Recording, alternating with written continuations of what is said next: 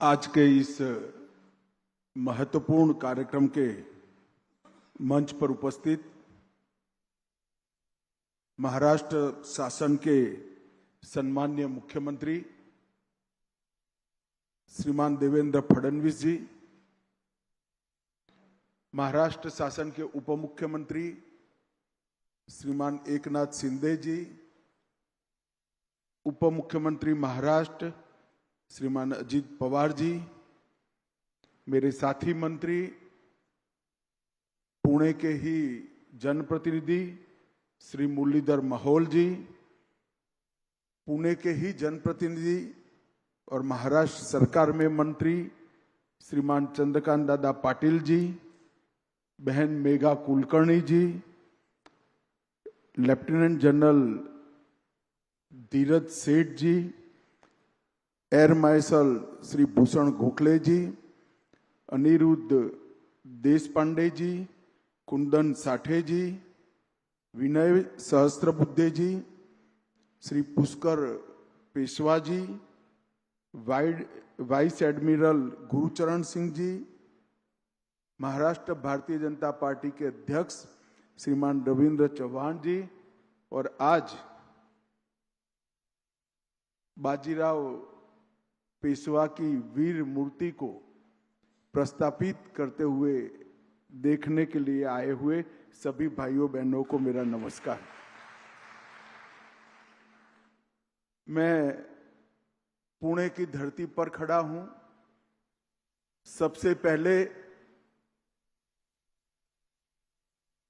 जिन्होंने गुलामी की काल रात्रि में एक आशा का किरण जगाया और हिंदवी स्वराज की स्थापना करी, वो महान छत्रपति शिवाजी महाराज को प्रणाम कर कर मैं मेरी बात की शुरुआत करता हूं।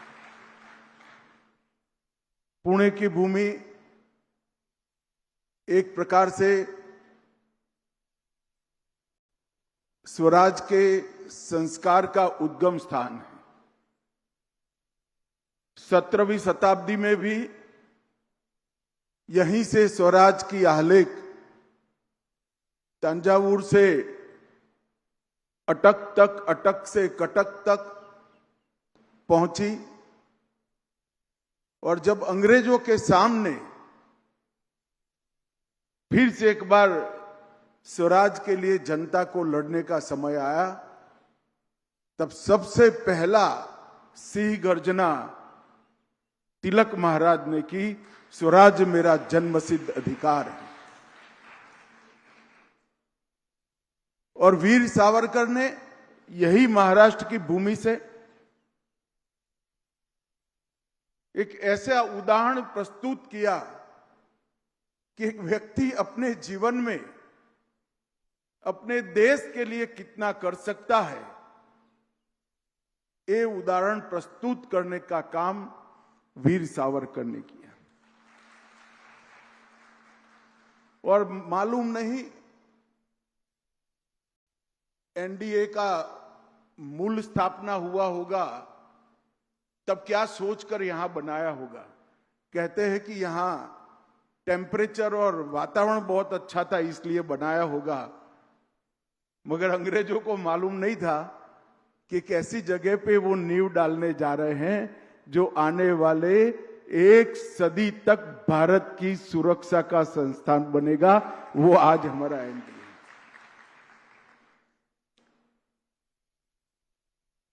पेशवा बाजीराव जी के कई पुतले देश भर में कई जगह लगे हैं,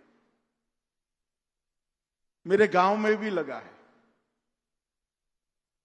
परंतु मैं मानता हूं कि पेशवा बाजीराव का एक स्मारक बनाने की सबसे उचित जगह अगर कोई है तो एनडीए पुणे की एकेडमी, क्योंकि जहां से आने वाले समय के देश की तीनों सेनाओं के सूत्रधार जहां प्रशिक्षित होकर निकलते हैं, वहां बाजीराव पेशवा की मूर्ति लगना और श्रीमंत बाजीराव के मूर्ति से प्रेरणा लेकर उनके जीवन कवन को अभ्यास कर कर अगर हमारे भविष्य के सेनानी जाते हैं तो मुझे विश्वास है कि कई सालों तक भारत की सीमाओं को कोई छूने का साहस नहीं कर सकता। मैं यहां आने वाला था, कार्यक्रम घोषित हो चुका था। कल कुछ पत्रकार मित्रों के साथ वैसे ही बैठना हुआ तो उन्होंने कहा कि अमित भाई, आप पुणे स्पेशल एक कार्यक्रम के लिए जा रहे हैं और श्रीमंत बाजीराव के पुतले के अनावरण के लिए जा रहे हैं, मगर मुझे एक बात बताइए कि आज की युद्ध की पद्धति, जहां एनडीए में हमारे सेनानी तैयार हो रहे हैं, और बाजीराव पेशवा के समय की युद्ध की पद्धति, ये दोनों के बीच में क्या रिलेशन बचा होगा?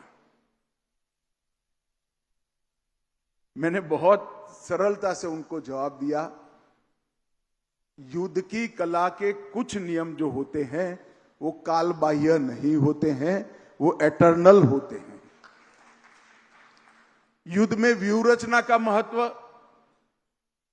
युद्ध में त्वरा का महत्व, युद्ध में समर्पण का भाव, युद्ध में देशभक्ति का भाव, और सबसे बड़ी बात, युद्ध में बलिदान का भाव, वो ही सेनाओं को विजय दिलाता है। हथियार बदलते रहते हैं, और अगर ये सभी गुणों का सबसे उत्कृष्ट उदाहरण 500 साल के भारतीय इतिहास में कहीं पर ढूंढना है तो मैं इतिहास के विद्यार्थी के नाते बेझिझक कह सकता हूं, वो केवल बाजीराव पेशवा में, श्रीमंत बाजीराव पेशवा में ही मिल सकता है। 19 साल के उम्र में साहू जी महाराज ने किस तरह से उनको सिलेक्ट किया होगा मुझे मालूम नहीं, क्या काफी सारी चुनौतियां थी उसमें। साहू जी महाराज की माताजी खुद अभी अभी बाहर आई थी, और जब उन्होंने श्रीमंत बाजीराव को पेशवा बनाने का निर्णय किया, उसके बाद 20 साल में 41 युद्ध लड़े और एक भी नहीं हारा। ये रिकॉर्ड कोई सेनापति का नहीं हो सकता। एक साल के 2 युद्ध, और हमें मालूम है कि उस जमाने में बारिश के 4 माह युद्ध नहीं होते थे, तो बचे हुए 8 माह के अंदर 2 युद्ध करना और हर बार विजयी होना, मृत्यु पर्यंत पराजय को जिसने अपने नजीक भटकने नहीं दिया, ऐसा वीर सेनानी, उसका मूर्ति लगाने का सबसे उचित स्थान हमारी एनडीए की ये एकेडमी है। शिवाजी महाराज ने जब स्वराज की कल्पना की होगी, उस वक्त के भारत की भूगोल और भारत के उस वक्त के साम्राज्यों का इतिहास जो देखता होगा, वो समझ पाता होगा कि एक 12 साल के बच्चे ने कैसे स्वराज शब्द सोचा भी होगा। आदिल शाही, कुतुब शाही, बरीद शाही, निजाम शाही और इमाद शाही, पूरा दक्षिण भारत इनकी नागचूड़ से पीड़ित था, और उत्तर पूरा मुगलों के अधीन था। उस वक्त 12 साल का एक बालक देश को स्वतंत्र कराने की कल्पना करे और अपने एक छोटे से जीवन काल के अंदर ही हिंदवी स्वराज का स्थापना करने का काम करे, ये अकल्पनीय पराक्रम था। मगर शिवाजी महाराज ने सिर्फ हिंदवी स्वराज की स्थापना नहीं की, महाराष्ट्र भर के किशोरों के मन में, बालकों के मन में, युवाओं के मन में स्वराज के संस्कार भरने का काम किया।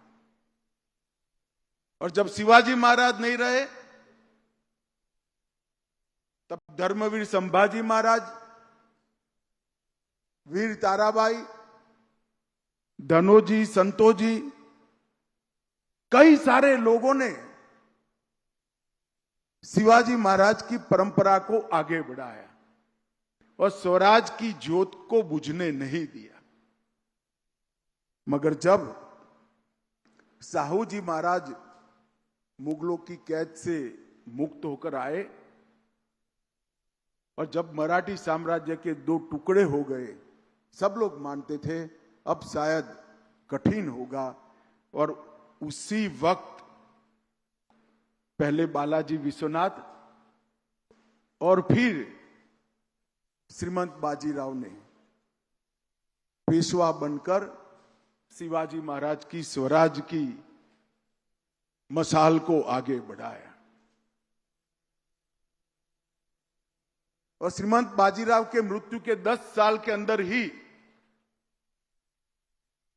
तांजावुर से अफगानिस्तान तक, अफगानिस्तान से बंगाल होते हुए कटक तक एक विराट हिंदवी साम्राज्य की स्थापना, जो शिवाजी महाराज का कल्पना था, वो करने का काम किया। और इसीलिए कई लोग कहते हैं अगर ये स्वतंत्रता की लड़ाई शिवाजी महाराज ने जो शुरू की और पेशवाओं ने 100 साल तक चलाई, वो अगर न लड़ी गई होती तो आज भारत का मूल स्वरूप बचा ही न होता। इन्होंने अपने जीवन में कई सारे युद्ध ऐसे लड़े जिसमें पराजय निश्चित मानी जाती थी। उन्होंने अपनी त्वरा से, अपने रण कौशल से, रणनीति से और वीर साथियों की मदद से बाजीराव पेशवा ने कई हारे हुए युद्धों को जीत में परिवर्तित किया। और पालखेड़ की विजय को अगर कोई ध्यान से पढ़ेगा तो मालूम पड़ेगा कि निजाम के सामने यह विजय अकल्पनीय विजय थी। मगर जरा भी रुके बगैर, जरा भी थके बगैर, हर जगह जहां जहां गुलामी की निशानी थी वो ध्वस्त कर कर स्वतंत्रता का दीप प्रगटाने की शुरुआत श्रीमंत बाजीराव ने की और सफल भी हुए। कई सारे युद्ध कौशल के अभ्यासु देश और विदेश के सेनानियों ने उनके युद्ध कौशल के लिए ढेर सारी बातें करी हैं। मगर सिर्फ युद्ध कौशल की बात नहीं है। जैसा मैंने कहा, बुंदेलखंड तक, गुजरात तक, तंजावुर तक, मध्य प्रदेश तक, ये सारी स्थान से स्वराज की लौ जलाने के बाद वहां पर इंदौर में होलकर, ग्वालियर में सिंधिया, धार में पवार, बड़ौदा में गायकवाड़, गोविंद पंत को बुंदेलखंड में, हर जगह चिमना जी का सहयोग लेकर प्रशासन को भी प्रस्थापित करने का काम किया। और एक लंबे समय तक आजादी की लौ जलती रहे, इस प्रकार का काम उन्होंने किया। और मैं तो कलाकारों का बहुत धन्यवाद करना चाहूंगा कि उन्होंने बाजीराव पेशवा की इस प्रतिमा को अश्वारूढ़ बनाया है। जदुनाथ सरकार ने बाजीराव पेशवा के लिए काफी कुछ लिखा है, मगर एक वाक्य मैं कभी नहीं भूल सकता। उन्होंने कहा, कभी भी किसी व्यक्ति का जन्म घोड़े के साथ नहीं होता, बाजीराव एकमात्र व्यक्ति ऐसा है जिसका जन्म ही घोड़े के साथ हुआ है। पूरा 20 साल का कालखंड उनको घोड़े से नीचे उतरते हुए किसी ने नहीं देखा है। शनिवारवाड़ा का निर्माण, जल प्रबंधन, कई सारी कुरीतियों के खिलाफ लड़ाई और बहुत अच्छे एडमिनिस्ट्रेटर के भी बचे हुए कालखंड में, पूरा जीवन तो युद्ध में गया, जो 4 माह बचता था उसमें भी उन्होंने कई सारे सुधार के काम भी किए। और मित्रों, मैंने ढेर सारे ईस्वीसन 1500 के बाद हुए युद्धों को बहुत डिटेल पढ़ा है। मैंने कहीं पर भी ऐसी सेना का वर्णन नहीं सुना जिसमें एक सिपाही और 3 घोड़े की व्यवस्था थी। हर जगह पर घुड़सवार होते थे, 1 घोड़ा और 1 सिपाही।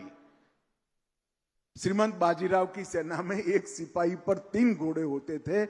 घोड़ा थकता था, आराम करता था, सिपाही आगे बढ़ता रहता था और आश्चर्यजनक रीत से बिजली की तरह दुश्मनों पे वो टूट पड़ते थे। उनकी त्वरा से अच्छे अच्छे पराजित हुए। मैं सोच ही नहीं सकता कितनी विकट परिस्थितियों में इतने फैले हुए मकड़ जाल को भेद कर एक के बाद एक 41 युद्धों में कोई कैसे सफलता प्राप्त करता है। कुछ लोग उनको ईश्वर दत्त सेनापति कहते हैं, कुछ लोग उनको अजिंक्य योद्धा कहते हैं और कुछ लोग उनको शिव शिष्योत्तम बाजीराव पेशवा भी कहते हैं। कई सारे राजाओं ने प्रचंड युद्ध किए, विजय भी प्राप्त किए, मगर बाजीराव पेशवा के सभी युद्धों में एक बात विशेष थी, वो अपने लिए नहीं लड़ रहे थे, वो देश के और स्वराज के लिए लड़ रहे थे, क्योंकि वो तो पंत प्रधान थे। उन्होंने कभी भी छत्रपति के साथ, अंग्रेजों ने इतिहास को विकृत करने का बहुत प्रयास किया, मगर आज जीवन इतना पराक्रम, इतनी बड़ी शक्ति होने के बावजूद वो पेशवा ही रहे। हर युद्ध मातृभूमि के लिए, हर युद्ध धर्म के लिए, हर युद्ध स्वराज के लिए लड़ा और अपने 40 साल के जीवन में एक ऐसा अमर इतिहास लिखने का काम किया जो आने वाले कई सदियों तक कोई और लिख न पाए, ऐसा अमर इतिहास लिखने का काम किया। श्रीमंत बाजीराव की वीरता और महानता को वर्णन करने के लिए मेरे पास शब्द नहीं है, मगर मेरे जीवन में कभी भी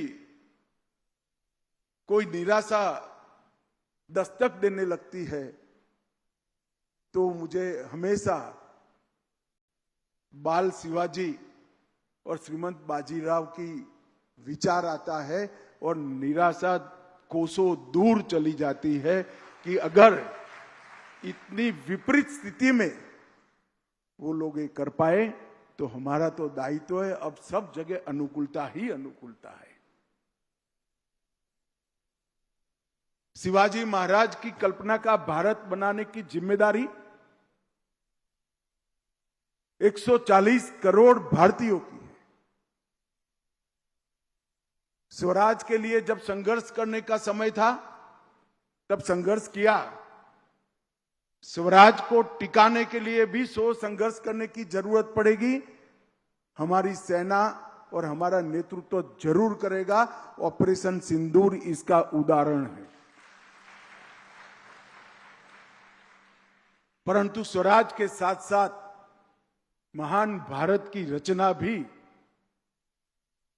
शिव छत्रपति की ही कल्पना है। एक ऐसे भारत की रचना जो आजादी की शताब्दी जब मनाए तब 2047 में हर क्षेत्र के अंदर, समग्र विश्व में हर क्षेत्र में हम सर्वप्रथम हो, ऐसे भारत की रचना करना ये हम सबका जीवन लक्ष्य होना चाहिए। और जीवन लक्ष्य को सिद्ध करने के लिए पुरुषार्थ, समर्पण और बलिदान, ये तीनों की प्रेरणा लेने के लिए कोई उत्तम व्यक्तित्व हमारे इतिहास में है तो श्रीमंत बाजीराव पेशवा है। आज मैं हृदयपूर्वक वो सभी लोगों का धन्यवाद करना चाहूंगा जिनको ये विचार आया कि पुणे की ये एकेडमी में श्रीमंत बाजीराव की अश्वारूढ़ प्रतिमा का स्थापना किया जाए। मैं एनडीए को भी हृदय से बहुत बहुत धन्यवाद करना चाहता हूं कि इन्होंने इस बात को स्वीकार किया और आने वाले समय के हमारे सेनापतियों और योद्धाओं को बाजीराव पेशवा के जीवन कवन से प्रेरणा लेकर आगे बढ़ने का मौका दे दिया गया। मैं विनय जी को भी कहना चाहता हूं कि विनय जी, आपने माइक में कहा कि भारत के सभी भाषाओं में ये इतिहास को भावानुवाद कर कर भारत की हर भाषा के बच्चों के लिए उपलब्ध कराना चाहिए। अब आप सुझाव दे रहे हैं, मुझे लगता है सब लोग सुझाव ही देंगे तो होगा क्या। मैं आपकी मदद जरूर करूंगा, आप ही शुरुआत करिए तो ये काम बहुत जल्दी पूरा हो जाएगा। मोदी जी ने विकास भी और विरासत भी, ये सूत्र जो दिया है वो इसीलिए दिया है कि हमारे हजारों साल पुरानी संस्कृति में कई ऐसे व्यक्तित्व हुए हैं जो हजारों साल तक हमें प्रेरणा दे सकते हैं। वो इतिहास को हमारे युवाओं के लिए, हमारे योद्धाओं के लिए उपलब्ध कराना ये बहुत जरूरी है। फिर से एक बार इस मूर्ति की स्थापना के लिए जिन जिन का योगदान रहा है, आर्थिक योगदान रहा है, कलाकारों का योगदान रहा है, एनडीए का योगदान रहा है, वो सभी को मैं बहुत मनपूर्वक आभार मानकर मेरी बात को पूरी करता हूं। धन्यवाद।